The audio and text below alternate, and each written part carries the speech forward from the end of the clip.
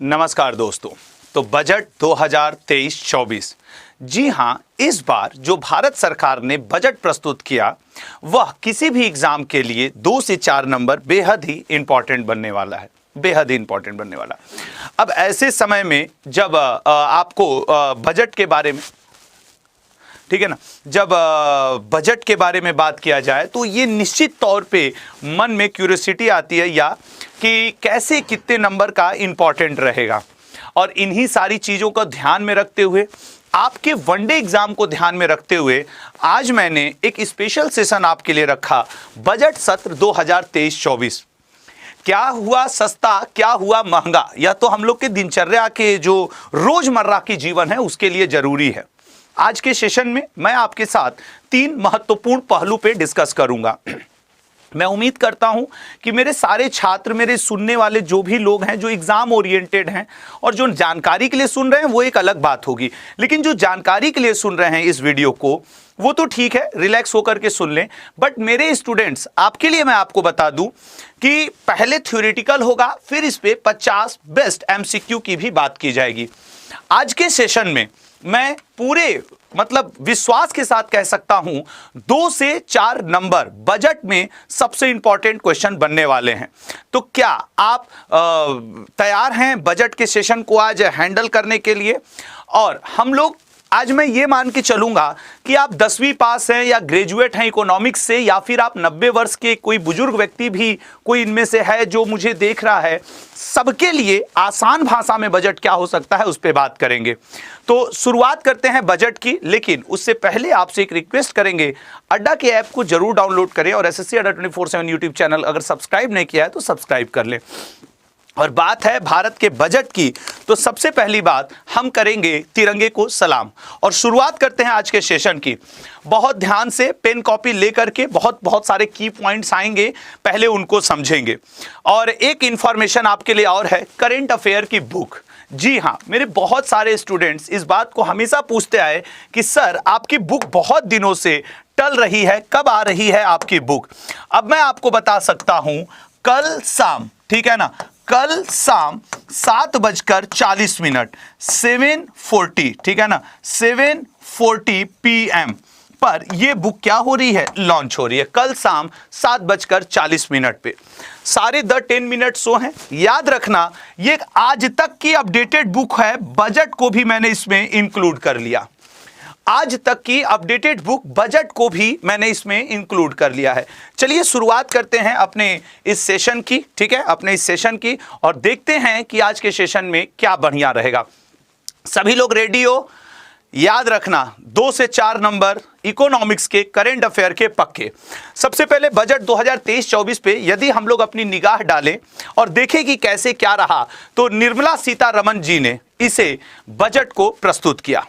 और अगर निर्मला सीतारमण जी की बात की जाए और इस बजट की बात की जाए, तो मैं आपको सबसे पहले बताऊंगा, इन टर्म्स ऑफ आजादी के बाद अगर बात की जाए तो निर्मला सीतारमण जी ने सबसे लंबा भाषण दिया, लेकिन इस बार का नहीं, 2020। अगर मैं आपको बताऊं तो 2020 में जो निर्मला सीतारमण जी ने भाषण दिया था वो सबसे लंबा भाषण था। ये देखो, ये स्टैटिक का पोर्शन है। और अगर शब्दों के हिसाब से देखा जाए, सर शब्दों के अनुसार, अगर शब्दों के अनुसार देखा जाए तो आज तक भारत के इतिहास का सबसे लंबा भाषण 1991 में डॉक्टर मनमोहन सिंह जी ने दिया है, ठीक है ना। तो मैंने आपको यहां पे 2 बातें बेसिक बताई कि अगर सबसे लंबे भाषण की बात करें तो सबसे ज्यादा लंबा भाषण 2020 में निर्मला सीतारमण जी ने दिया था बजट पे, लेकिन अगर शब्दों के अनुसार बात करोगे तो डॉक्टर मनमोहन सिंह जी ने दिया। अगले पॉइंट पे जाते हैं और देखते हैं कि बजट के बारे में कुछ और की पॉइंट्स जानते हैं। बजट के बारे में आप कहोगे सर बजट के बारे में जैसे क्या क्या की पॉइंट्स हो सकते हैं? सबसे पहले तो सर बजट शब्द हमारे संविधान में था ही नहीं। हाँ, उसके लिए जो शब्द उपयोग होता है एनुअल फाइनेंशियल स्टेटमेंट। और आपकी जानकारी के लिए बता दूं, खास करके मेरे वनडे एग्जाम के स्टूडेंट्स, आर्टिकल 112 से लेकर के आर्टिकल 117 तक, अनुच्छेद 112 से लेकर के अनुच्छेद 117 तक हमारे किस मुद्दे से, वित्तीय मैटर, फाइनेंशियल मैटर को देखता है। ठीक है ना। और बजट की जगह प्रयोग हुआ शब्द क्या है, एनुअल फाइनेंशियल स्टेटमेंट। जब बजट, अच्छा सर बार बार एक शब्द आ रहा है बजट, बता सकते हो कि बजट लाने की जिम्मेदारी किसकी होती है? तो आप कहेंगे बजट लाने की जिम्मेदारी फाइनेंस मिनिस्ट्री की होती है। लेकिन लल्ला याद रखिएगा मेरे दोस्त, फाइनेंस मिनिस्ट्री के अंतर्गत भी डिपार्टमेंट ऑफ इकोनॉमी अफेयर्स होता है।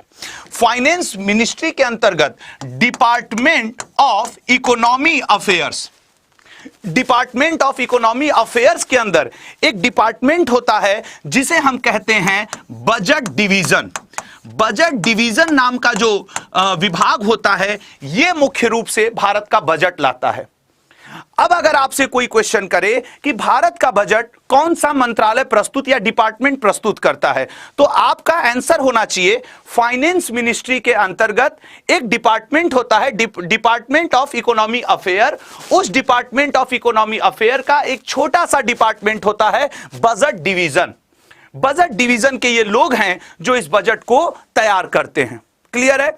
अच्छा, अब तो सर यहां आपने बताया जब बजट प्रस्तुत होता है, ध्यान से सुनना आज का, जब बजट प्रस्तुत होता है तो कई तरीके के शब्द और कई स्टैटिक फैक्ट हैं। अगर हम बात करें भारत के पहले बजट की कि सर भारत का पहला बजट 7 अप्रैल 1860 को स्कॉटलैंड के अर्थशास्त्री और राजनीतिज्ञ जेम्स विल्सन ने लाया था। आज का सेशन जो स्टूडेंट शुरू से लेकर आखिरी तक देख लेगा उसे निश्चित तौर पे 1 से 2 नंबर मिलेंगे। स्वतंत्र भारत का पहला बजट 26 नवंबर 1947 को आर के सनमुखम चेट्टी द्वारा लाया गया था। ठीक है ना। सबसे ज्यादा बार मोरारजी देसाई ने बजट को पेश किया है। ठीक है ना, उन्होंने 10 बार बजट पेश किया था। फिर उससे कम पी चिदम्बरम जी, प्रणब मुखर्जी जी, यशवंत सिन्हा जी और मनमोहन सिंह जी ने ये बजट को प्रस्तुत किए हैं। अगला पॉइंट देखते हैं। अब देखो बजट में कुछ शब्द होते हैं, उन शब्दों को थोड़ा सा समझ लो, उसके बाद हम मेन बजट पे आ जाएंगे। बजट अनुमान क्या होता है, आसान भाषा में समझना। सरकार बजट से आगामी वित्त वर्ष में कमाई और खर्च का अनुमान देती है कि इतना कमाई होगा और इतना खर्च होगा, उसे कहा जाता है बजट अनुमान। स्क्रीनशॉट भी ले सकते हो। संशोधित अनुमान, कई बार बीच में कोविड जैसी परिस्थितियां आ जाती हैं, कई बार ऐसी खर्च आ जाते हैं जिनका कि कोई गेस नहीं होता सरकार को, तो बीच बीच में सरकार क्या करती है, अमेंडमेंट कर देती है, संशोधित कर देती है बजट को, दैट इज संशोधित अनुमान। लेकिन आपसे एग्जाम में अगर कभी पूछा इकोनॉमिक्स में तो आपसे पूछेगा राजकोषीय घाटा, जिसको आप फिस्कल डेफिसिएट भी कहते हो। आप उसको क्या कहते हो, फिस्कल डेफिसिएट। ये आप इसको फिस्कल डेफिसिएट के नाम से भी जानते हैं। आज इन शब्दों को समझ लो तीनों, दोबारा शायद आपको जरूरत ना पड़े समझने की। राजकोषीय, कमाई कम और खर्च ज्यादा होने पर सरकार को घाटे में माना जाता है। हाँ, और इस अंतर को राजकोषीय घाटा कहते हैं। जब कमाई कम है, पापा की घर की इनकम कम है, लेकिन हम लोगों की वजह से खर्च ज्यादा है, पापा की इनकम कम लेकिन खर्च घर का ज्यादा, तो उसे हम कहते हैं फिस्कल डेफिसिएट या राजकोषीय घाटा। यदि कमाई ज्यादा हो तो राजकोषीय मुनाफा भी कहते हैं, मतलब कि राजकोषीय मुनाफा से फिस्कल सरप्लस, इसको आप क्या कह दोगे, फिस्कल सरप्लस उसको कहते हैं। यदि पापा की इनकम ज्यादा है और खर्च कम है तो आपके पास फिस्कल सरप्लस है। अगर पापा की कमाई कम है और खर्च ज्यादा है तो राजकोषीय घाटा। दूसरा, राजस्व घाटा। राजस्व घाटा मतलब रेवेन्यू डेफिसिएट, इसको आप रेवेन्यू डेफिसिएट के नाम से जानते हैं। सरकार के लक्ष्य से कम कमाई होने को राजस्व, जैसे हमने टारगेट रखा, आपने टारगेट रखा कि यार इस साल हम कम से कम 10,000 करोड़ रुपए कमाएंगे, लेकिन आपने 9,000 करोड़ रुपए कमाया। इसका मतलब है कि आपको रेवेन्यू डेफिसिएट हो गया, आपको 1,000 करोड़ रुपए का राजस्व घाटा हुआ। समझ में आ रहा है कि आपको रेवेन्यू डेफिसिएट हुआ। राजस्व व्यय, किसी भी घर को चलाने के लिए, परिवार को चलाने के लिए, समाज को या देश को चलाने के लिए खर्च को राजस्व व्यय कहते हैं। जो देश को चलाने के लिए मोदी जी लोग पैसा खर्च करते हैं सरकार, उसे राजस्व व्यय कहा जाता है। यह खर्च सब्सिडी, जैसे कि आपके सैलरी देने में सरकार का पैसा लगता है ना, सिलेंडर पे सब्सिडी देने में, और भी बहुत सारी चीजों पे सब्सिडी देने में। अगला पॉइंट, पूंजीगत व्यय क्या होता है? जिस खर्च से सरकार को कमाई होती है उसे पूंजीगत व्यय कहते हैं। ऐसा व्यय किसी परियोजना में निवेश आदि के मद में होता है। जैसे सरकार ने स्कूल खोला तो क्या सरकार को इससे नुकसान होगा? नहीं, बाद में फीस के रूप में पैसा और ज्यादा आएगा। कॉलेज खोला, सड़क बनवाया, तो सरकार वहां पे तो खर्च कर रही है, सरकार वहां पे तो खर्च कर रही है सड़क बनवाने में, लेकिन फिर टोल टैक्स लेके कमाई कर लेगी ना, तो वो पूंजीगत व्यय है। लॉन्ग टर्म कैपिटल गेन, ये सारी चीजें आपको समझना होगा। लेकिन उससे अलावा जब आज बजट, अब आ जाओ मेन मुद्दे पे, ठीक है ना, अब आ जाओ मेन मुद्दे पे। जब आज निर्मला सीतारमण जी बजट प्रस्तुत कर रही थी, जब कल के डेट में, तो उन्होंने टोटल बजट कितना है? 45 लाख करोड़ रुपए। ये डेटा आपको याद रखना होगा। ये आपसे अभी मैं इस पे एमसीक्यू भी कराऊंगा। 45 लाख करोड़ रुपए निर्मला सीतारमण जी ने कहा कि भारत सरकार 2023 और 24 में 45,000 रुपए करोड़ खर्च करेगी। और उन्होंने यह भी कहा कि भाई हमारी ग्रोथ हो रही है। जानते हो इस बार के बजट में प्रति व्यक्ति आय, पर कैपिटा इनकम, प्रति व्यक्ति आय पिछले वर्ष से दुगनी 1.97 लाख रुपए हो गई है। यह डेटा आपसे पूछ सकता है कि प्रति व्यक्ति आय कितनी हो गई है, तो 1.97 लाख हो गई है। पिछले बजट की अपेक्षा इस बार दुगना हो गई है। खैर, निर्मला सीतारमण जी ने जब बजट की शुरुआत किया उन्होंने कहा कि विजन फॉर अमृतकाल, विजन, जैसे ये 100 वर्षों का अमृतकाल माना जा रहा है, जो भाजपा गवर्नमेंट का एक दिया हुआ शब्द है अमृतकाल। तो जब निर्मला सीतारमण जी ने भाषण देना शुरू किया तो कहा कि ये अमृतकाल के लिए आने वाले 100 वर्षों के लिए एक ऐतिहासिक बजट लाया जा रहा है। लोग बोले ठीक। उसके बाद उन्होंने कहा कि इस बार जो फिस्कल डेफिसिएट रहेगा, राजकोषीय घाटा, फिस्कल डेफिसिएट 5.9% अनुमान बजट में रखा गया है कि इस बार हमें 5.9% का नुकसान होगा भारत सरकार को। मौजूदा वित्त वर्ष में 6, अभी जो हम लोग 2022 का चल रहे थे वो 6.5 है। 2025-26 तक घाटे को कम करना है, कोई भी तो घाटे में नहीं रहना चाहेगा ना, तो फिस्कल डेफिसिएट को 4.5% तक लाने का लक्ष्य है।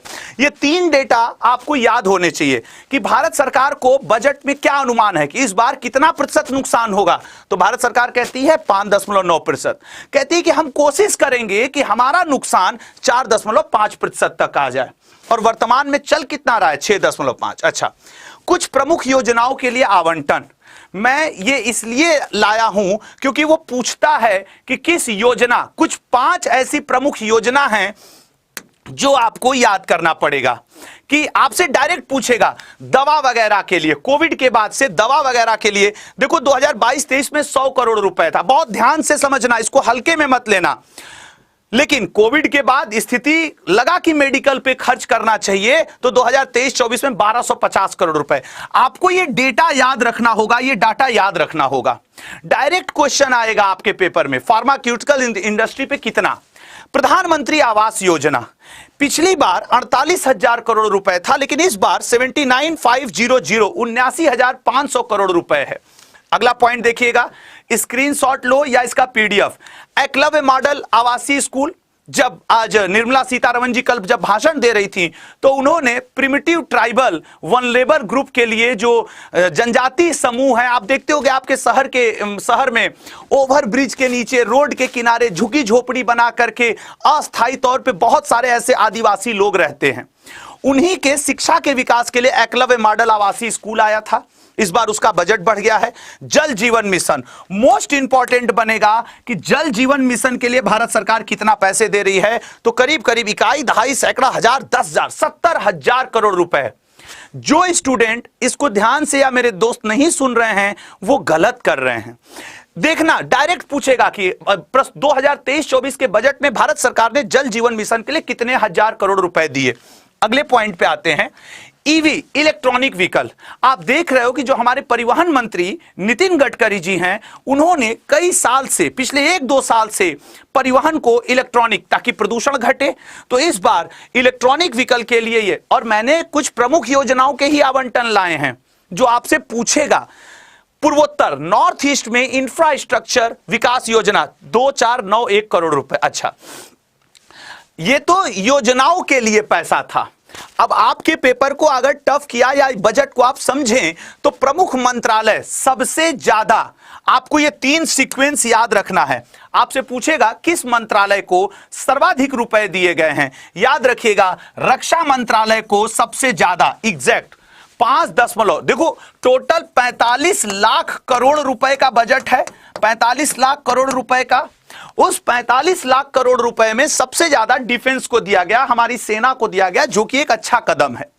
उसके बाद सड़क परिवहन 2.70, फिर रेल मंत्रालय और फिर कृषि। ये आपको चारों सीक्वेंस याद रखना होगा। और आपसे यह डाटा भी इंपॉर्टेंट है कि कितने लाख करोड़ रुपए दिए गए। एग्जाम के क्वेश्चंस कैसे आएंगे वो आपको ध्यान से देखना पड़ेगा। अब अगर मैं आपसे पूछूं, जरा मुझे यह बताओ किस मंत्रालय को सर्वाधिक पैसे बजट में अलॉट हुए, आप कहोगे रक्षा मंत्रालय। लेकिन अगर मैं आपसे पूछूं किस योजना को सबसे ज्यादा पैसे अलॉट हुए, तो आपके देखिए जरा, प्रधानमंत्री आवास योजना 79,000, इससे ऊपर तो कोई नहीं है ना। देखो आवास वाला ही भाई रहने में सबसे ज्यादा खर्च आता है, तो आपको योजना याद रखना होगा। अच्छा, अगला पॉइंट देखेंगे, प्रधानमंत्री आवास योजना के अंतर्गत इतने करोड़ घर, ये सारी चीजें। अच्छा, अब बजट को अगर हम लोग आगे बढ़ाएं, ठीक है ना, ये सब आपको पीडीएफ में मिल जाएगा, ये सब पीडीएफ। हरित Bharat, most important, green India, green India की पहल को ज्यादा बढ़ावा दिया गया है। आप कहोगे सर ये ग्रीन ग्रोथ क्या है, आपको यहां पे समझना पड़ेगा।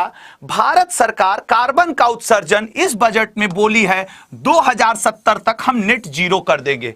पेपर का भी क्वेश्चन बन सकता है कि हालिया प्रस्तुत बजट में भारत सरकार ने कार्बन उत्सर्जन को कितने वर्ष तक के ईयर आने तक जीरो करने का लक्ष्य रखा है, 2070। इसके लिए एक योजना लॉन्च की गई है जिसे आप कहोगे पीएम, प्रधानमंत्री प्रणाम योजना। नेट उत्सर्जन को 2070 तक जीरो करने के लिए कार्बन उत्सर्जन को प्रणाम, PRANAM, प्रधानमंत्री प्रमाण योजना, प्रणाम योजना, ये इस बार के बजट में चर्चाओं में रहा। सर इसका उद्देश्य क्या है? इसका उद्देश्य यह है कैसे हम ग्रीन इंडिया की तरफ बढ़ेंगे। राज्यों से इस योजना का उद्देश्य देखो, राज्य जैसे मान लो उत्तर प्रदेश, अब उत्तर प्रदेश के मुख्यमंत्री से कहा जाएगा कि पीएम प्रणाम योजना के अंतर्गत आप अपने राज्य में रासायनिक उर्वरकों का प्रयोग कम करिए, उसका अल्टरनेटिव वैकल्पिक विधि निकालिए, और अगर आप अपने राज्य में फर्टिलाइजर का उपयोग कम करते हैं तो हम आपको क्या देने वाले हैं, इंसेंटिव देंगे। समझ में आ गया पीएम प्रणाम योजना क्यों लाया जा रहा है और नेट उत्सर्जन 2070 तक क्या है, ये बात याद रखेगा। और इसी हरित ऊर्जा को बढ़ावा देने के लिए गोबर के उपयोग पे बात किया जा रहा है। निर्मला सीतारमण जी ने कहा गोबर। अच्छा, भारत ने इसके लिए एक और ग्रीन हाइड्रोजन मिशन भी, याद रखना ये सब आपके पेपर के लिए इंपॉर्टेंट बनेगा कि ग्रीन हाइड्रोजन मिशन क्या है, पीएम प्रणाम योजना क्या है, ग्रीन हाइड्रोजन मिशन। अभी आपने देखा कि जर्मनी, चाइना, अभी चीन में हाइड्रोजन से चलने वाली ट्रेन बन गई। भारत में भी महाराष्ट्र में हाइड्रोजन बनाने के लिए प्लांट खुलने लगे। तो भारत को यह पता है कि आने वाले समय में हाइड्रोजन की डिमांड बढ़ेगी ताकि प्रदूषण कम हो, पेट्रोल डीजल पे से अपना जो हम लोग बेस्ड हो गए हैं वो चीज हटे। तो ग्रीन हाइड्रोजन मिशन के अंतर्गत भारत सरकार का लक्ष्य है 5 million metric ton hydrogen production को लाना। कब तक, ये आपसे क्वेश्चन पूछ देगा। तो ग्रीन हाइड्रोजन मिशन के अंतर्गत 5 मिलियन तक ये प्रोडक्शन 2030 तक ला देना है। यहां पे आपके लिए 2 क्वेश्चन, कब तक भारत का उद्देश्य है ग्रीन हाइड्रोजन मिशन के अंतर्गत 5 million metric ton hydrogen production का, तो 2030 तक, नेट जीरो उत्सर्जन 2070 तक। अगले पॉइंट पे आते हैं। तो ये पॉइंट रहा। अगला क्या, युवा शक्ति। एक्चुअली ये आपके लिए इंपॉर्टेंट बनेगा। हम में से बहुत सारे ऐसे स्टूडेंट होते हैं जो विदेशों में जाकर के पढ़ना चाहते हैं। हालांकि रोजगार के ऊपर पूरे बजट में डायरेक्ट कोई बात नहीं की गई, लेकिन यह कहा गया कि अगर हमारे देश के बच्चे विदेशों में जाकर के एजुकेशन लेना चाहते हैं तो उसके लिए हम क्या करने वाले हैं कि हम कुशल विकास योजना, जैसे कुशल या कौशल विकास योजना 4.0 लॉन्च कर रहे हैं। इसके अंतर्गत हम 30 स्किल इंटरनेशनल इंडिया सेंटर बनाएंगे। स्किल इंटरनेशनल इंडिया सेंटर बनाएंगे 30, ताकि वहां हम आप जैसे युवा जाकर के ट्रेनिंग ले सकें और फिर विदेश में जाकर के अपने अनुभव का प्रयोग करके कमाई कर सकें, ये सारी चीजें, ठीक है ना। तो याद रखिएगा। अगला पॉइंट देखते हैं। ये तो टैक्स का स्लैब है, आपसे अभी इससे मतलब नहीं है, पहले कमाई करने लगी, उसके बाद मोटे तौर पे याद रखेंगे कि 7 लाख रुपए तक टैक्स फ्री है, टैक्स फ्री है, ठीक है ना। यहां पे बड़ा मजेदार है, जरा तुम लोग समझना। अब अगर आप 7 लाख रुपए तक सालाना कमाते हैं तो आप टैक्स फ्री कर देंगे, ठीक है ना, टैक्स फ्री कर देंगे। अब उसके बाद अब देखो, जैसे आज है 2 फरवरी और शाम के कितने हो गए 7:24, समझिएगा 7:24। ऐसे स्थिति में रुको, एक स्टूडेंट को हल्का सा ब्लॉक कर दें, उसके बाद बात करते हैं, ठीक है ना। वो कब से रिकॉर्डेड लिख करके बेचारा हंसे जा रहा है, तो ऐसे लोगों को मैं थोड़ा सा ब्लॉक ही कर देता हूं, ठीक है ना। हाँ चलो, अब आपको पता है बेटा कि 7 लाख रुपए, लेकिन अगर आप मान लो 7,10,000 रुपए कमाते हो, अब ये है तुम्हारी इनकम 7,10,000 रुपए। अब जानते हो क्या हो जाएगा 7,10,000 पे तुमको 7 लाख नहीं, अब 3 लाख तक तुम टैक्स फ्री हो। 3 लाख से 6 लाख वाली कमाई पे 5%, 6 लाख से 9 लाख वाली कमाई पे 10%। मतलब अगर तुम 7 लाख रुपए कमा रहे हो तो तुम टैक्स फ्री हो, लेकिन अगर तुम 7,01,000 रुपए कमा रहे हो, 7 लाख से थोड़ा सा भी ऊपर आ गए तो तुमको 3 लाख रुपए के ऊपर का आय का टैक्स देना पड़ेगा, ठीक है ना। 3 लाख के ऊपर का टैक्स देना पड़ेगा। अगला पॉइंट देखते हैं, बजट में महंगी हुई चीजें। भैया सबसे ज्यादा महंगी हुई है इस बार बजट में सिगरेट, ठीक है ना, सिगरेट सबसे ज्यादा महंगी हुई है। ये आपकी जानकारी के लिए है। आज तारीख हो गई 2 फरवरी, शाम के 7:30 बजने वाले हो गए और आप देखो कि क्या छाता को महंगा कर दिए, ज्वेलरी सोना को महंगा किए, प्लेटिनम को महंगा किए, विदेशी एक्सरे मशीन, आयाती चांद। इसमें मुझे किसी चीज का ज्यादा चिंता नहीं हुआ, ये एक्सरे मशीन ये सस्ता होनी चाहिए थी, समझ रहे हो ना। अब ये अलग की बात है, ये एक्सरे मशीन। अच्छा अगला पॉइंट, बजट में सस्ती हुई चीजें। भाई आपके काम के लिए सबसे जरूरी होता है मोबाइल फोन, जो आजकल स्टूडेंट, तो भैया अब आप मोबाइल फोन लेंगे, ऑफर वगैरह आएगा तो आपका मोबाइल फोन सस्ता हो गया है, ठीक है ना। इलेक्ट्रिक गाड़ियां, भाई उसके ऊपर ज्यादा पैसा लाया गया है, वो सस्ते हो गए हैं। बायोगैस से जुड़ी चीजें, लिथियम आयरन बैटरी, कपड़ा सस्ता हो गया। बढ़िया मोबाइल, बढ़िया कपड़ा, टीवी देखो, मतलब बर्बादी का सब घर सस्ता हो गया है, ठीक है ना। बर्बादी का सब घर सस्ता हो गया है। खिलौना खेलिए, फोन पे बात करिए, बढ़िया कपड़ा पहनिए, घर में टीवी रखिए, इलेक्ट्रिक गाड़ियां रखिए, सब सस्ता है आपके लिए। अच्छा अगले पॉइंट पे जाते हैं, बजट पर आधारित महत्वपूर्ण प्रश्न। लेकिन उससे पहले मैं आपको कुछ और चीजें बताना चाहता हूं। याद रखिएगा, बजट में अब तक सरकार ने 50 टूरिस्ट डेस्टिनेशन की घोषणा की है। यह बात याद रखना, 50 टूरिस्ट, ठीक है ना, टूरिस्ट डेस्टिनेशन की पहचान की जाएगी, जिनको की बढ़ावा दिया जाएगा। ये जो लाइनें अब मैं बोल रहा हूं इनको और ध्यान से सुनो। 50 टूरिस्ट डेस्टिनेशन को भारत सरकार आपसे पूछेगा कितने टूरिस्ट डेस्टिनेशन को बढ़ावा देने की बात की गई है। उसके अलावा इसी बजट में मिलेट्स के ऊपर एक अन्न है जिसे आप कहते हो मिलेट्स, वो मोटे अनाज नहीं होते हैं, मिलेट्स, बाजरा वगैरह, मिलेट्स को इस बजट में अन्न श्री कहकर पुकारा गया है, अन्न श्री। और आप जानते हो कि भारत के ही कहने पे ईयर ऑफ मिलेट्स, ठीक है ना, 2023 को ईयर ऑफ मिलेट्स घोषित किया गया है। ईयर ऑफ मिलेट्स 2023 को यूनाइटेड नेशन ने ईयर ऑफ मिलेट्स घोषित किया है।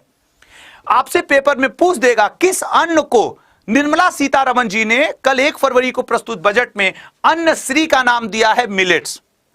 और आपकी जानकारी के लिए बता दूं कि मिलेट से रिलेटेड एक बड़ा अच्छा सा पॉइंट यह है कि मिलेट्स को भारत निश्चित तौर पे बढ़ावा देगा, क्योंकि भारत इसका सबसे बड़ा उत्पादक और दुनिया का दूसरा सबसे बड़ा निर्यातक है।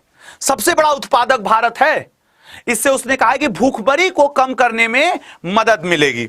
अगला पॉइंट देखते हैं आपके लिए। एक योजना आई है पीएम मत्स्य संपदा योजना, फिशरी के लिए, किसानों के लिए पीएम मत्स्य संपदा योजना। इस पे भी बात किया गया है कि किसानों को इस योजना के अंतर्गत फिशरी किसानों को बढ़ावा दिया जाएगा। करीब 6000 करोड़ रुपए इसके लिए आवंटित किए गए हैं, जो बजट में चर्चा है। एक और योजना की बात की गई, दूसरी योजना जो बजट में चर्चा की गई, आपके सिकल सेल एनीमिया। स्वास्थ्य की बात करें तो आपसे क्वेश्चन पूछ सकता है, एक एनीमिया होता है जिसे कहा जाता है, क्षमा करिएगा, सिकल सेल एनीमिया, ठीक है ना, उसे कहा जाता है सिकल सेल एनीमिया। कभी मैं इसके ऊपर छोटे छोटे सेशन लूंगा। एनीमिया, सिकल सेल एनीमिया को स्वास्थ्य के मुद्दे में भारत सरकार ने इस बजट में कब तक समाप्त करने की घोषणा की है? याद रखिएगा 2047 तक समाप्त। भारत सरकार ने सिकल सेल एनीमिया को 2047 तक समाप्त करने का इस बजट में लक्ष्य रखा है। उसके अलावा PM primitive vulnerable tribal group mission, एक और योजना लॉन्च हुई है प्रिमिटिव लोगों के लिए, ट्राइबल लोगों के लिए, कि उनके लाइफ स्टाइल को बढ़ावा देने के लिए, उनके बेसिक नीड्स को पूरा करने के लिए एक और योजना का जिक्र किया गया बजट में। क्या? पीएम प्रिमिटिव वनरेबल आपके tribal group mission, vulnerable tribal group mission. तो मैंने कई योजनाओं के नाम लिए, मैंने कई टारगेट के नाम लिए। अब उन्हीं सब पे आधारित हम लोग करने जा रहे हैं बजट पे आधारित महत्वपूर्ण प्रश्न। देखो, मैं आपसे एक रिक्वेस्ट करना चाहता हूं कि यदि आप लोग सेशन को अब क्वेश्चन करने के लिए तैयार हैं, सभी लोग आज के सेशन से अब जो मैं क्वेश्चंस कराने जा रहा हूं वो इंपॉर्टेंट एमसीक्यू है। रेडी हो सभी लोग? बताइएगा, बजट पर आधारित महत्वपूर्ण प्रश्न के लिए रेडी? एक बार सभी लोग जो चैनल है एसएससी अड्डा को प्लीज सब्सक्राइब करिएगा और लाइक करिएगा। शुरुआत करें, ठीक है ना? चलिए, तो पहला क्वेश्चन, केंद्रीय मंत्री निर्मला सीतारमण लगातार समय के लिए केंद्रीय बजट 2023 पर प्रस्तुत कर रही हैं। लगातार कौन सौवीं बार है इनका? सर, लगातार इनका है 5वीं बार, ठीक है ना? लगातार 5वीं बार इन्होंने बजट प्रस्तुत किया है। अब जरा क्वेश्चंस के आंसर करते हुए चलो, ठीक है ना? 5वीं बार। अगला क्वेश्चन, ठीक है, अगला क्वेश्चन, बजट 2023 प्राथमिकताओं पर केंद्र है। कितनी प्राथमिकताओं पे? सर, बजट 2023 7 प्राथमिकताओं पे केंद्रित है, जिसे सप्तऋषि, ठीक है ना, जिसे सप्तऋषि कहा गया है। 7 प्राथमिकताओं पर केंद्रित है, सप्तऋषि पर केंद्रित है। अगला, भारत का पहला केंद्रीय बजट कब पेश किया गया था? सर, पहला सनमुखम चेट्टी के द्वारा 1947 में प्रेरित किया गया था। अगला, केंद्रीय बजट किस समय प्रस्तुत किया जाता है? ये वो क्वेश्चंस हैं जो आपको मार्क्स दिलाएंगे एग्जाम में, ये मेरा वादा है, वचन है। बट ध्यान से, सर, केंद्रीय बजट ये प्रस्तुत किया जाता है 11 AM पर। अगला क्वेश्चन, केंद्रीय बजट 2023 में चालू वर्ष की आर्थिक वृद्धि दर का अनुमान कितना है? बताओ, what is the estimate of the current year economic growth in the union budget 2023? तो सर, यूनियन बजट 2023 में 7% की उम्मीद रखी गई है। अगला क्वेश्चन, वरिष्ठ नागरिक बचत योजना के लिए अधिकतम जमा सीमा कितने से बढ़ाई जाएगी? बताइए। कई लोग बोल रहे थे, एक का मैंने कमेंट पढ़ा कि सर बजट के बारे में सबको पता है। लो आंसर करो। मुझे भी पता है कि आपको कैसे बजट के नंबर दिलवाने हैं। इसका राइट आंसर बनेगा सी, 15 लाख से 30 लाख रुपए, ठीक है ना? अगला, प्रधानमंत्री आवास योजना के परिव्यय को 66% से बढ़ाकर कितना कर दिया गया है? अब बताओ, मैंने बोला था ना कि ये ऐसी योजना है जिसके लिए सर्वाधिक पैसे का आवंटन हुआ है। मंत्रालय में डिफेंस मंत्रालय योजना में प्रधानमंत्री आवास योजना 79,000, याद हुआ? फायदा मिल रहा है। अगला क्वेश्चन आपकी स्क्रीन पे, what is the tax rate for income tax slab between 3 lakh to 6 lakh? Sir, 7 lakh तक तो फ्री है, लेकिन 7 लाख अगर 1,000 थोड़ा सा भी उससे ऊपर कमाते हैं तो आपको 3 लाख रुपए से टैक्स देना पड़ेगा, और 3 लाख से 6 लाख के बीच में है 5%। ठीक है, 5%। अगला, पहले चरण में 1 लाख प्राचीन शिलालेखों के डिजिटलीकरण के साथ भारत श्री, देख रहे हो, भारत श्री एक डिजिटल एपिग्राफी संग्रहालय में स्थापित किया जाएगा। श्री में आई किसके लिए प्रयुक्त हुआ है बजट में? सच सच बताओ, बजट के ऊपर ये जो मैं सेशन ले रहा हूं, क्या ऐसे क्वेश्चंस की उम्मीद, या आपने कल से लेकर अभी तक में ऐसे क्वेश्चन, ऐसा प्रैक्टिस सेशन देखा था? तो लल्ला, अगर आप ध्यान से मेरे भाई मेरे दोस्त पढ़ लोगे ना, कोई चीज दुनिया में असंभव नहीं। राइट आंसर है इंस्क्रिप्शन। ठीक है ना, इंस्क्रिप्शन। अगला, सरकार द्वारा बजट कहां पेश किया जाता है? मैंने स्टैटिक और करेंट अफेयर दोनों का कॉम्बिनेशन लिया है आज के बजट के सेशन में। सर, सरकार द्वारा बजट लोकसभा में प्रस्तुत किया जाता है। नेक्स्ट, फाइनेंशियल ईयर 2023-24 के लिए 9 लाख रुपए से 12 लाख रुपए के आय के बीच आयकर स्लैब क्या है? सर, आयकर स्लैब है 15%। 3 लाख से 6 लाख 5%, 6 लाख से 9 लाख 10%, 9 लाख से 12 लाख 15%। अगला, केंद्रीय बजट 2023-24 में रेलवे के लिए कितना बजट एलोकेट किया गया है? सर, सबसे ज्यादा तो डिफेंस के लिए है, फिर सर परिवहन के लिए है, फिर सर रेलवे ही है, और रेलवे के लिए है 2.40। जिस डाटा को आप कमजोर समझते हो ना, वो एग्जाम में रुला देता है। अब जो स्टूडेंट रेलवे ओरिएंटेड फॉर्म भरेंगे, देखना। अगला क्वेश्चन, वित्त मंत्री ने नई कर व्यवस्था में उच्चतम अधिभार को 37% से घटाकर कितने का प्रस्ताव किया है?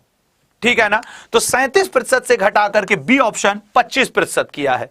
नेक्स्ट, वित्त मंत्री निर्मला सीतारमण जी ने 1 फरवरी 2023 को केंद्रीय बजट पेश किया। ठीक है, 2023 के बजट भाषण में निर्मला सीतारमण जी ने कितने देर भाषण दिया है? सर, करीब करीब 1 घंटा 25 मिनट भाषण दिया है। 2020 वाला सबसे लंबा था, 1 घंटा 32 मिनट। अगला, वित्त मंत्री निर्मला सीतारमण जी ने किस वर्ष बजट ब्रीफकेस को राष्ट्रीय प्रतीक वाले बही खाते से बदल दिया है? वो नहीं, लाल रंग का बही खाता होता है। सर, जब उन्होंने बजट लाया था 2019 में, तो उस बही खाते से बदल दिया था।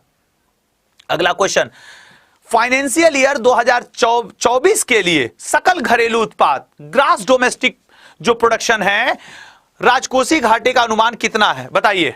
अब तो याद हो गया होगा यार कि भारत सरकार कितना अनुमान कर रही है। मैंने पहले ही समझाया कि सर 5.9% भारत को उम्मीद है कि 2023-24 के लिए घटा होगा हमें। नेक्स्ट, कम कार्बन वाली अर्थव्यवस्था, मोस्ट इंपॉर्टेंट क्वेश्चन है। देखो, मेरा उद्देश्य क्या है, आपका बजट से रिलेटेड 1 नंबर का करंट अफेयर आपका काम कर जाए 2 नंबर का।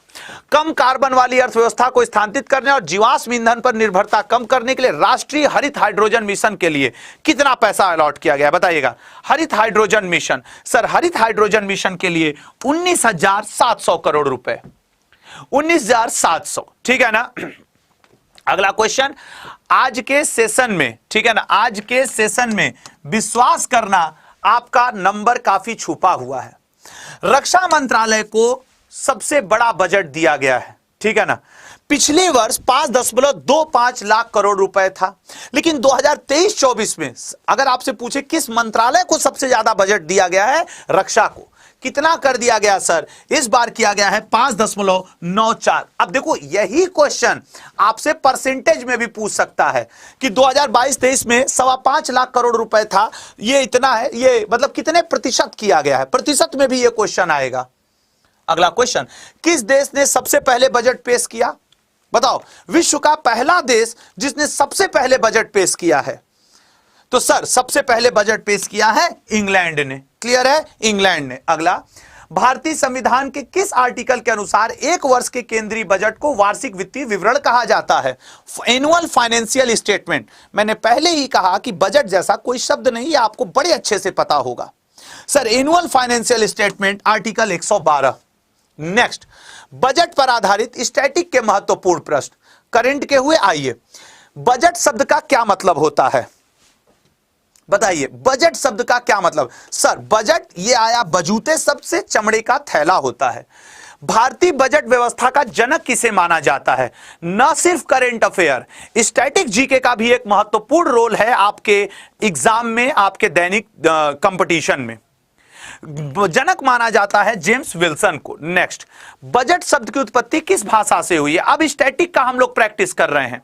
बजट शब्द की उत्पत्ति किस भाषा से हुई है? सर, बजट शब्द की उत्पत्ति हुई है आपके डी ऑप्शन, फ्रेंच भाषा बजूते से। अगला, भारत का पहला किसके द्वारा पेश किया गया? भारत का पहला बजट, ठीक है ना, किसके द्वारा पेश किया गया? सर, भारत का पहला बजट जेम्स विल्सन, स्कॉटलैंड वाला व्यक्ति। अगला, भारत का पहला बजट कब पेश किया गया? अच्छा बताइएगा, ये क्वेश्चंस पढ़ के आपको कैसा लगा? आज का सेशन आपको कैसा लगा? आपका जो कमेंट होगा, मैं हर अपने स्टूडेंट का कमेंट पढ़ता हूं, अपने सभी दोस्तों का कमेंट पढ़ता हूं। आप ये मत सोचिएगा, आप छोटा सा प्रणाम भी लिखते हो ना, वो मेरे लिए आपका आशीर्वाद होता है। मैं आपके कमेंट का वेट करूंगा कि आज के बजट के सेशन को आपको कैसा लगा, इसका डिटेल कैसा लगा और इसके क्वेश्चंस आपको कैसे लगे, स्टैटिक के और करंट के।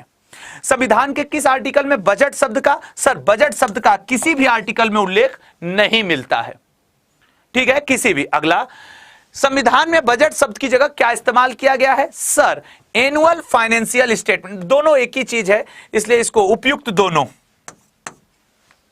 भाई बोथ ऑफ द एबव। अगला, भारतीय संविधान के किस आर्टिकल में वार्षिक वित्तीय विवरण? सर, वार्षिक वित्तीय विवरण आर्टिकल 112 में है। अगला, किस वर्ष सामान्य सरकारी वित्त से रेलवे बजट को अलग किया गया था? सर, वो आकवर्थ समिति के अनुशंसा 1924। अगला क्वेश्चन, ठीक है ना, भारतीय केंद्रीय बजट और रेलवे बजट का विलय एक बार फिर से कब कर दिया गया? तो सर 2016 में। ये मोस्ट इंपॉर्टेंट क्वेश्चन बनेंगे लल्ला, आप देख लेना। अब तो मैं स्टैटिक करा रहा हूं, करंट वाले करा चुका हूं जो लोग लेट जुड़े हों।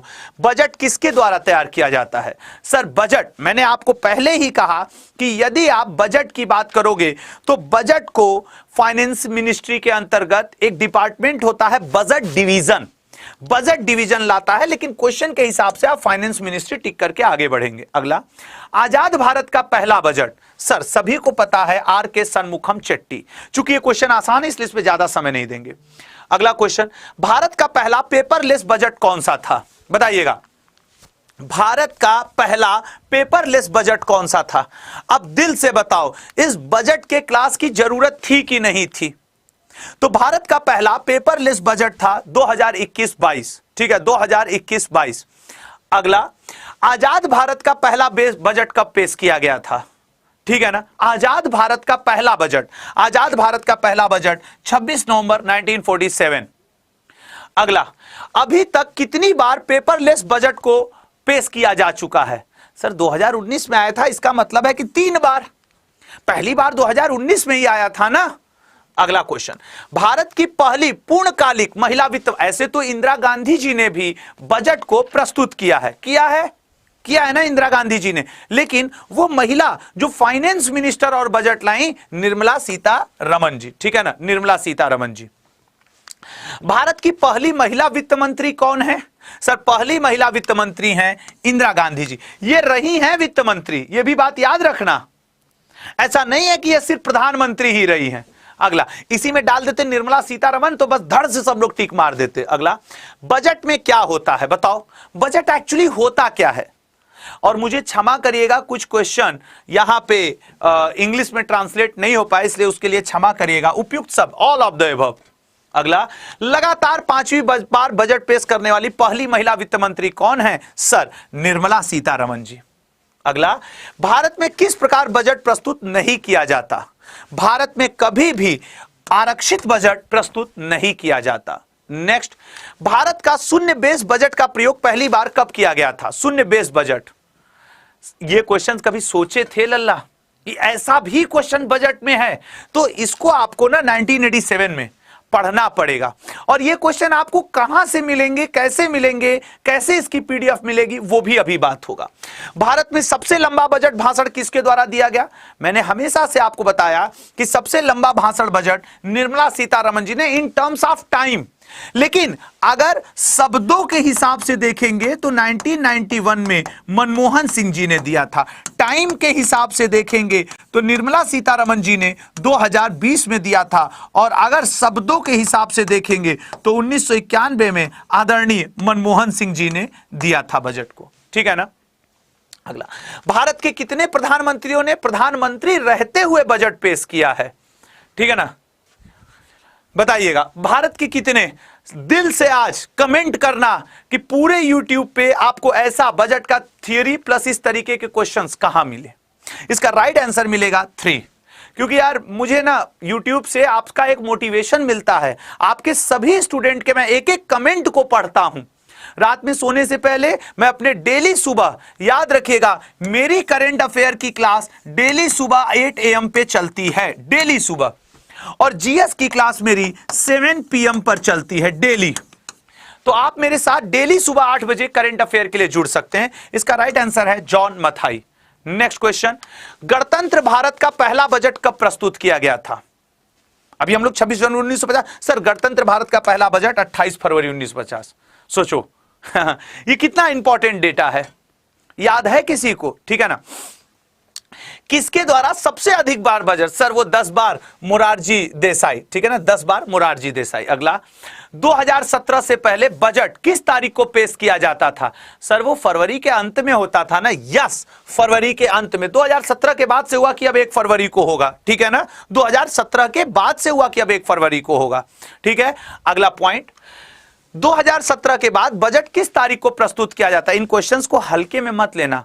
न जाने, वो एक गाना आजकल चल रहा है, न जाने किस रूप में नारायण मिल जाएंगे, न जाने किस रूप में कौन सा क्वेश्चन आपके सामने आ जाएगा और आप आंसर करके 1 नंबर पा जाएंगे।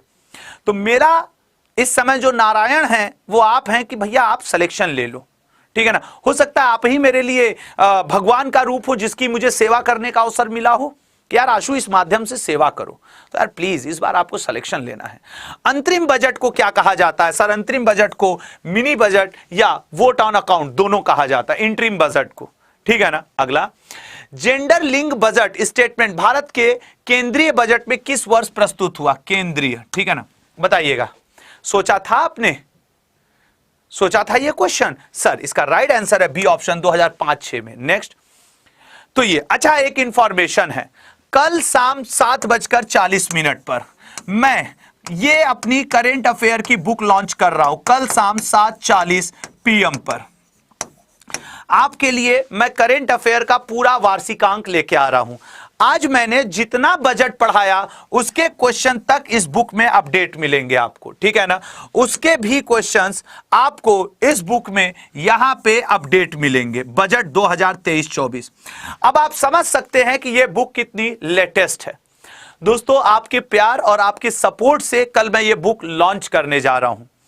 मेरी ये बुक मात्र 50-60 पेज की होगी और पूरे वर्ष की है, और टॉपिक जीआई टैग, पुरस्कार एवं सम्मान, प्रमुख सैन्य अभ्यास, विभिन्न सम्मान एवं आयोजन, सब कुछ इस बुक में है।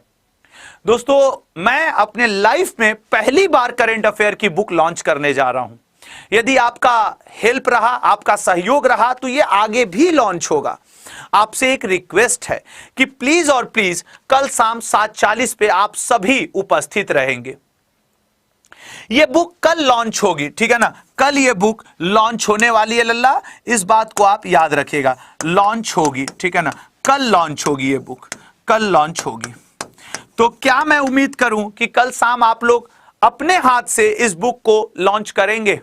मैं चाहूंगा कि मेरे जीवन की करेंट अफेयर की पहली किताब मेरा स्टूडेंट लॉन्च करेगा। आप सोचेंगे सर कैसे?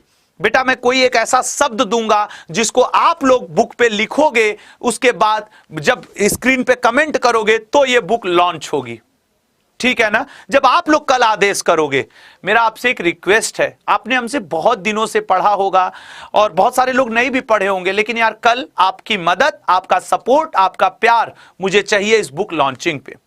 याद रखिएगा ये बुक जो है ये हिंदी और इंग्लिश दोनों लैंग्वेज में है, हिंदी और इंग्लिश। मैंने जो पिछली किताब लॉन्च की थी वो सिर्फ और सिर्फ हिंदी में थी, लेकिन ये किताब हिंदी इंग्लिश दोनों में है, ठीक है ना।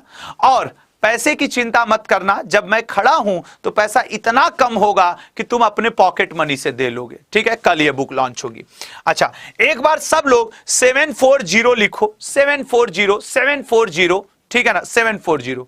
अच्छा बजट तक इसमें दिया हुआ है। अब मुद्दे की बात कर लेते हैं, मुद्दे की बात कर लेते हैं। लल्ला जितने लोग यहां मौजूद हो अगर आपने अभी तक एमटीएस का फॉर्म नहीं भरा है तो गड़बड़ कर रहे हैं। एमटीएस का फॉर्म अड्डा स्टोर पर जाइए, ऑल कोर्सेज में जाइए, यहां पे ऑल कोर्सेज में जाइए, ऑल कोर्सेज, ठीक है ना, ऑल कोर्सेज में जाइए, एसएससी में जाइए, एसएससी एमटीएस में जाइए। यह है आपका एसएससी एमटीएस हवलदार का महापैक।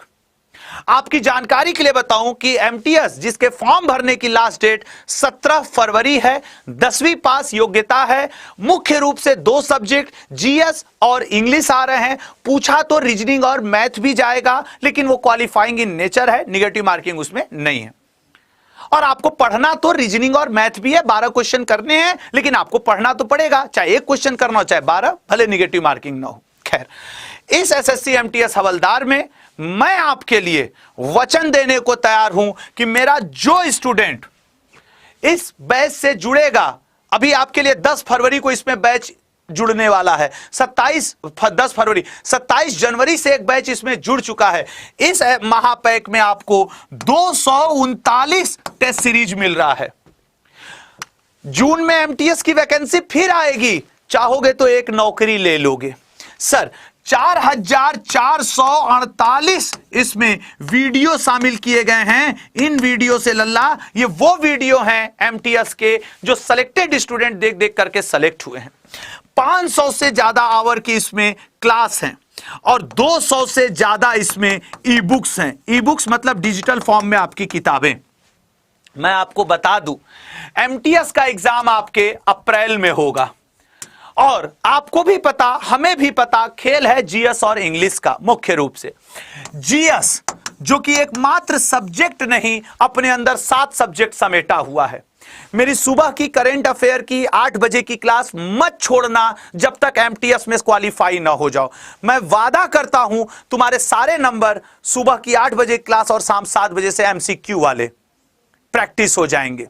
और जीएस में मैं, पवन मोरल सर, नवदीप सर, आपके साहिल सर, आरती मैम और आपके जितने भी हमारी जीएस की टीम है, सुशांत सर, सभी लोग जीएस के लिए मैं अपने पूरे टीम की तरफ से आपको वचन देता हूं कि चाहे वो अतुल सर जी हो या अक्षय सर जी, प्रतिभा मैम हो, स्वाति मैम हो या मैं कि पवन सर, सब आपको एक बैनर के तले एमटीएस क्वालिफाई करवाएंगे। बस एक बात और आप कर लेना कि इस एमटीएस से जुड़ जाओ। अच्छा सोचो कि सर इस बार अप्रैल में इसका एग्जाम है, अप्रैल में एग्जाम है, यहां से लल्ला 70 दिन से 80 दिन बचा हुआ है, 2 ही सब्जेक्ट है जीएस और इंग्लिश। क्या तुम एक सरकारी नौकरी 10वीं पास स्तर का भी नहीं ले सकते हो? ले सकते हो। इच्छा शक्ति होनी चाहिए अपने अंदर यार, रगड़ के मेहनत करो ना, खूब मेहनत करो, दिन रात एक कर दो। आज बजट का सेशन लिया ना, तुम देख लेना 1-2 नंबर कंफर्म है आज के सेशन से। आपके साथ इस 70-80 दिनों में इस एसएससी एमटीएस हवलदार महापैक के साथ जुड़ करके मैं आपकी तैयारी को एकदम पीक पर ले जाऊंगा, लेकिन आपको इसके बदले पढ़ना पड़ेगा। एसएससी एमटीएस हवलदार 70 से 80 दिन का खेल है लल्ला, और फिर बाय द वे आपकी मेहनत फेल्योर हो जाती है। जून में दोबारा इसका फॉर्म आ रहा है। इस बार 12,000 पद हैं, 12,000 पद हैं, 2 ही सब्जेक्ट मुख्य रूप से जीएस इंग्लिश आ रहा है। इनमें निगेटिव मार्किंग भी है जीएस इंग्लिश में।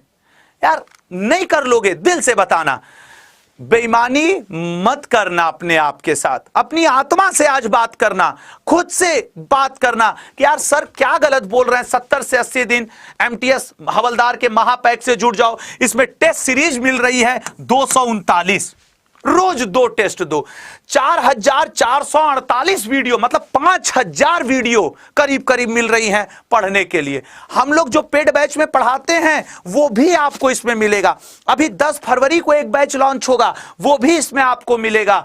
क्रैश कोर्स बैच यदि लॉन्च होता है वो भी आपको इसमें मिलेगा। क्या क्या कर दें आपके सिलेक्शन के लिए। आज सच सच बताऊं, मैं मध्य प्रदेश गया हुआ था, 900 किलोमीटर कार चला के 3 बजे भोर में दिल्ली पहुंचा हूं और 8 बजे आपकी करंट अफेयर की आज की क्लास लिया हूं। जो लोग मेरे क्लोज हैं, ऑफिस के और क्लोज हैं, वो जानते हैं आंख नहीं खुल रही थी, लेकिन वचनबद्ध हूं इस बार जीएस में सिलेक्शन करवाऊंगा। कभी 900 किलोमीटर कार चला के आना 3 बजे भोर में, और उसके बाद 7-8 बजे आके करंट अफेयर पढ़ाना। जानते हो ये मोटिवेशन कहां से मिलता है? आपकी वजह से। क्योंकि मैं यहां जब चिल्ला चिल्ला के कहता हूं ना कि Y182 ये कूपन कोड लल्ला लगा करके बैच ले लो, मेरी जिम्मेदारी है, तो वास्तव में मेरी जिम्मेदारी है। इस कूपन कोड से लल्ला अगर आप बैच लेते हैं तो ये आपको लगभग 850 रुपए में पड़ेगा, लगभग। हाँ, 50-60 रुपए ऊपर नीचे हो सकता है, इसलिए मैं ऐसे बना दे रहा हूं। वो ऐप के वजह से हो जाता है, आप ऐप से लेंगे ज्यादा सस्ता पड़ेगा। ये कूपन कोड मेरी जिम्मेवारी है, मेरी जिम्मेवारी है। आप जानते हो कि पिछले 5 साल से एसएससी अड्डा यूट्यूब चैनल पे आपके लिए कंप्लीट जीएस पढ़ा रहा हूं। अब मेरी मदद के लिए पिछले 1-1.5 साल से पवन सर मौजूद हैं, आरती मैम मौजूद हैं, आपके क्या कहते हैं जीएस में साहिल सर मौजूद, नवदीप सर मौजूद, सुशांत सर मौजूद। लेकिन यार एक वीड़ा मैंने उठाया है, आपको एमटीएस क्वालिफाई करवाऊंगा इस बार, और तुम तब तक पीछा मत छोड़ना। यार ये माना 850 रुपए आपके लग जाएंगे, लेकिन जरा बताना क्या गलत लगेंगे अगर 850 रुपए लगभग या 900 रुपए देके यार तुम्हें इस कूपन कोड का प्रयोग करके 80 दिन पढ़ करके सिलेक्शन मिल जाए, तो कोई गलत है क्या? सच सच बताना। लल्ला 12,000 पद आए हैं, 12,000 पद। आप इस पे बैठो ना बैठो, हम इस पे जाए ना जाए, लेकिन ये पद भरेंगे। हम नहीं कहते इस बार अपने लिए पढ़ो यार, ये जो 70 से 80 दिन है ना, ये माताजी पिताजी के लिए आपके डेडिकेटेड होना चाहिए, अपने लिए नहीं। ये इनके लिए मेहनत करो, बहुत दिन ये तुम्हारे लिए कर लिए। और उनसे पूछना कि पापा मम्मी एक फॉर्म आया है, 12,000 पद हैं, सिर्फ 2 सब्जेक्ट जीएस और इंग्लिश मुख्य रूप से आ रहा है, रीजनिंग मैथ आ रहा है, उसको भी पढ़ना पड़ेगा। 12 क्वेश्चन आएंगे, निगेटिव मार्किंग नहीं है, वो आप अपने स्तर पे देख लेंगे, लेकिन पढ़ना रीजनिंग मैथ भी पड़ेगा। और मुझे विश्वास है कि जिस तरीके से अतुल सर, अक्षय सर पढ़ाते हैं, तुम 12 नहीं 20 में 20 करके आओगे। मुझे अपने दोनों दोस्त पे प्राउड है, अतुल और अक्षय पे। उनका पढ़ा हुआ कोई स्टूडेंट एमटीएस के एग्जाम में 12 की क्या औकात है, 10 की क्या औकात है यार, 20 में 20 करके आ जाओगे अगर आप अतुल के स्टूडेंट हो, अक्षय के स्टूडेंट हो तो। समझ रहे हो ना मेरी बात? मान लो 17 फरवरी है, इस फॉर्म को लास्ट डेट है एमटीएस का, 10वीं पास योग्यता है, 27 वर्ष की आयु है, फॉर्म भर लो, फॉर्म भर लो, फॉर्म भर लो।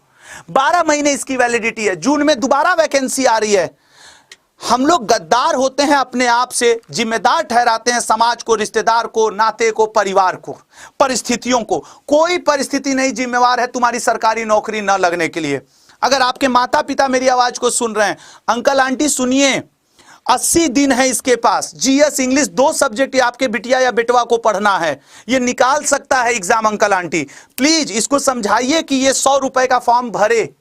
लड़कियों आपके लिए, SC ST आपके लिए फ्री है। अंकल आंटी अगर आप में से कोई भी मेरी आवाज सुन रहा हो तो प्लीज इसको कही। और ये भी आप जान लीजिए कि जून में दोबारा फॉर्म आ रहा है इसका, किसी वजह से अगर इस बार इनका फॉर्म में नहीं होता है तो जून में इसी महापैक में ये दोबारा पढ़ेंगे। पॉइंट समझ रहे हैं ना? ये बात याद रखिएगा। और कूपन कोड, हाँ मैं कूपन कोड के ऊपर बहुत इंफेसाइज करूंगा। Y182 यही एकमात्र कूपन कोड है जिससे मुझे जानकारी मिलेगी कि आपने ये बैच ले लिया, अदरवाइज मेरे पास कोई इंफॉर्मेशन नहीं आती। ये कूपन कोड कंपनी ने मुझे दिया कि आशुतोष अपने स्टूडेंट्स को ये कूपन कोड दो, इससे उनको छूट मिलेगी, पूरा उनका रिकॉर्ड तुम्हारे पास आ जाएगा और अब तुम उनको मोटिवेट करोगे, गाइड करोगे। ठीक है ना? तो मैं आपको एक बात कहना चाहता हूं, लल्ला ये 70-80 दिन जाने मत दो, ये 70-80 दिन जाने मत दो। 2 सब्जेक्ट पढ़ने हैं, जीएस और इंग्लिश, मुख्य रूप से जीएस और इंग्लिश। मैं बार बार कर रहा हूं, पढ़ना तो मैथ और रीजनिंग भी पड़ेगा, लेकिन आपको भी पता है कि क्या स्थिति है इस पेपर में। 2 ही मेन पेपर हैं, जीएस इंग्लिश, जिसको कि आपको इस बार पढ़ना है।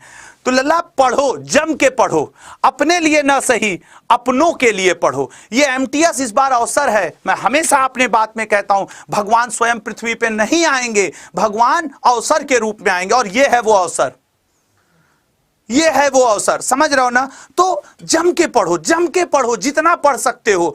और क्या होगा यार, 70-80 दिन दोस्त से, समाज से, रिश्तेदार से अगर कट के पढ़ लोगे तो क्या भैया, ये देखो ना तुम, इस महापैक में 239 टेस्ट हैं। दिनवा भर में ना 3 टेस्ट दे दो, पूरे दिन में 3 टेस्ट दे दो रोज, ठीक है ना? 3 टेस्ट दे दो रोज। देखो तुम्हारा सिलेक्शन कैसे गड़बड़ाता है। 4400 करीब करीब लल्ला 4500 यहां वीडियो हैं। रोज कोई 2 वीडियो कोर्स अपने पढ़ाई से रिलेटेड 2 टॉपिक क्लियर करो। हम लोग के अलावा सुबह 8 बजे की करंट अफेयर को जब तक एग्जाम ना निकले उसको छोड़ो मत। इंग्लिश में प्रतिभा मैम, स्वाति मैम, मैं आपको विश्वास दिलाता हूं इंग्लिश के लिए मैं यहां खड़ा हूं। मेरा सब्जेक्ट तो मेरा है ही, पवन, नवदीप, साहिल सर, आरती मैम तो मेरे साथ हैं ही। इंग्लिश के लिए भी मैं आपको कहता हूं कि सारी बातें Y182 कोड लगाइए, आइए हम आपकी जिम्मेदारी उठाते हैं। 70-80 दिन के लिए अपने आप को समर्पित कर दीजिए, ठीक है ना। तो Y182 कूपन कोड है। और हां, MTS के पेपर में जैसे कि मैंने कहा GS और इंग्लिश 2 ही मुख्य हैं। इस GS में सबसे ज्यादा आपसे जो पूछेगा वो पूछेगा करंट अफेयर। और कल लल्ला करंट अफेयर की बुक लॉन्चिंग है। जितने लोग हो, कितने बजे ये देखिए, कल ये आप YouTube पे लगा है, ठीक है ना। तो ये देखिए आप YouTube पे आइए, आई होप यहां पे है YouTube, ये देखो YouTube पे आइए, अड्डा 24/7 इस पे आप सर्च मारिए, ठीक है ना। अड्डा 24/7 आपको सर्च करना होगा। तो उसके बाद यहां पे आते हैं YouTube पे, यहां पे डाल देते हैं, देख रहे हो क्या क्या आ रहा है, सियासी जंग, हई हऊ, 3 तूफान, अड्डा 247। SSC भी आगे लगा देते हैं तो शायद जल्दी आ जाएगा, ठीक है ना। SSC अड्डा 247 पे आइए, ठीक है ना। यहां पे तो अभी ये मेरा सेशन चल रहा है। यहां पे आने के बाद आपके ये लाइव क्लासेस में, सर यहां लाइव क्लासेस में आना पड़ेगा। और आप देखेंगे तो कल का सेशन लगा हुआ है बुक लॉन्चिंग का, ठीक है ना। कल का सेशन लगा हुआ है बुक लॉन्चिंग का। आ जाइए सर आप कैमरे में। कल का सेशन लगा हुआ है बुक लॉन्चिंग का। तो बुक लॉन्चिंग में आपको ये सेशन लगा है। एक आप लोग से रिक्वेस्ट है, इस पे यार 39 लाइक हैं। क्या मैं उम्मीद करूं कि ये 5000 हो जाएगा? एक लाइक मेरी तरफ से। सब लोग इस सेशन पे जाकर के इस लाइक को कर दीजिए, ठीक है ना। सब लोग इस सेशन पे जाके इसको एक बार लाइक कर दीजिए। कल आपके लिए ये करंट अफेयर की बुक लॉन्च हो रही है, तो प्लीज सभी लोग इस सेशन को एक बार जाके लाइक कर दीजिएगा। और मैं आपका आभारी, आपका दोस्त, आपके साथ कल 7:40 पे मौजूद रहूंगा, ठीक है ना। तो सब लोग लाइक कर रहे हैं, बताइए सब लोग पहुंच रहे हैं ना, ठीक है ना। तो थैंक यू सो मच। और अपना और अपनों का ध्यान देना, SSC MTS महापैक पे फोकस करना। अगला लेक्चर अक्षय सर का शुरू होने वाला है करेक्ट 8 बजे। अक्षय सर की क्लास में जाइए, ठीक है ना। IB का बैच भी है लल्ला, उसके लिए भी कोड Y182 है, ठीक है। तो thank you so much. Please यहां पे जाकर के एक बार लाइक करिएगा। कल शाम 7:40 इस बुक लॉन्चिंग में मिलते हैं। Thank you so much, thank you so much.